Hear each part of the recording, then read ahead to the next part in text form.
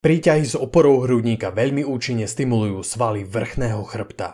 Existuje však veľa rôznych strojov a nie každý ti bude vyhovovať. V začiatočnej pozícii by tvoje ruky mali byť aspoň o trochu nižšie ako tvoje ramená, čomu by malo zodpovedať nastavenie výšky sedadla a alebo zvolený úchop. Osobne preferujem úchop s dlaňami smerujúcimi k sebe. Pri tomto cviku je nevyhnutné použitie trhačiek.